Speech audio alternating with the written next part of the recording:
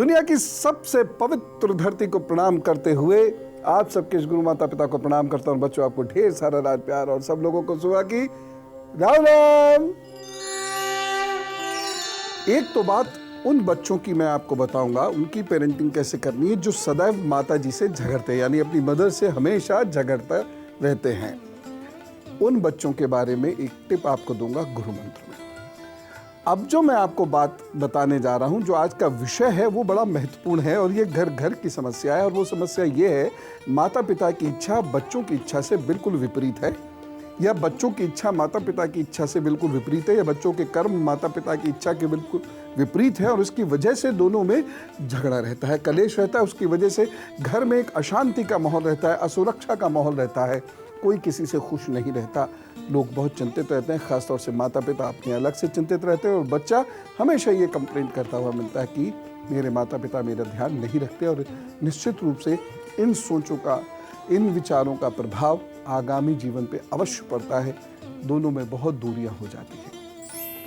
अब जैसे ये है, यहाँ पर यदि बच्चे की ये जो उंगलियां हैं आगे से अगर ये नुकीली हैं, ये इस तरीके से ये आगे से ये नुकीली उंगलियां हैं, ठीक है, तो उसके सोचने की क्षमता बिल्कुल अलग होगी। वो दिमागी कार्य ज़्यादा करेगा, वह सोचेगा ही ज़्यादा, वो चिंतन में ज़्यादा ही लगा रहेगा।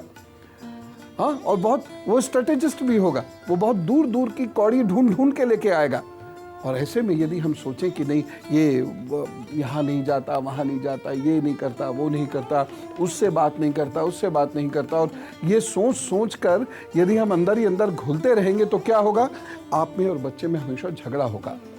क्योंकि वह उतना व्यवहारिक है ही नहीं, वह सोच बहुत रहा है। आगे से नुकीली उंगलियां हैं, वो सोच बहुत रहा है, उसे लोगों से मिलने जुलने में बहुत इंटरेस्ट नहीं है। ऐसे में आप क्या करें, बस उसमें वो इंटरेस्ट फॉर्मेलिटी के लिए पैदा कर दें। उसको ये बता दें कि देखो बेटे या बेटी, सामाजिकता निभाने के लिए आपको किसी से मिलना पड़ेगा, या थोड़ा बहुत खेलना पड़ेगा अपने शरीर के बेहतर करने के लिए, या दोस्तों में थोड़ा बहुत आपको ज़रूर घूमना चाहिए, रिश्तेदारों में ज़रूर कहीं होके आना चाहिए।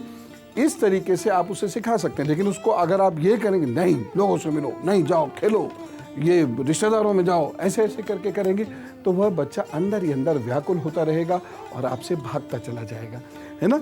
अब आप समझ गए होंगे, आपके बच्चे की अगर आगे से उंगली कोनिकल है, यानी आगे से उंगली कोणीय हैं, तो फिर अब आप उससे नहीं कहेंगे ना शंक्वाकार उंगली इस तरीके से। और इसको क्लियरली समझ लीजिए, ऐसे अगर उंगली है, ठीक। अगर आपके बच्चे की उंगली ऐसी है, ये आयताकार जैसी है, तो ये बच्चा बहुत व्यवहारिक होगा। अब ऐसे बच्चे के साथ पेरेंट्स ये सोचे कि ये सिर्फ पढ़ ले, ऐसा नहीं हो सकता। वह कई सारे काम एक साथ करेगा। और उस बच्चे के सूर्य रेखा इस प्रकार से है अगर ये, तो वह 3-4 काम एक साथ करेगा और रेस्ट एश्योर्ड कि वह सभी कार्यों में बेहतर रहेगा, वह सभी कार्य में बेहतर रहेगा। अब यहाँ आपको बच्चे के साथ थोड़ा एडजस्ट करना पड़ेगा। बच्चा तो भाग रहा है, वो 3-4 गतियों से भाग रहा है, आपको भी उसके साथ 3-4 गतियों से भागना पड़ेगा, बिना परेशान हुए और बिना ये सोचे हुए कि ये फोकस क्यों नहीं करता, ये फोकस क्यों नहीं करता। फोकस क्यों, उसका फोकस है, लेकिन 3-4 चीज़ों में है, और 3-4 चीज़ों में है।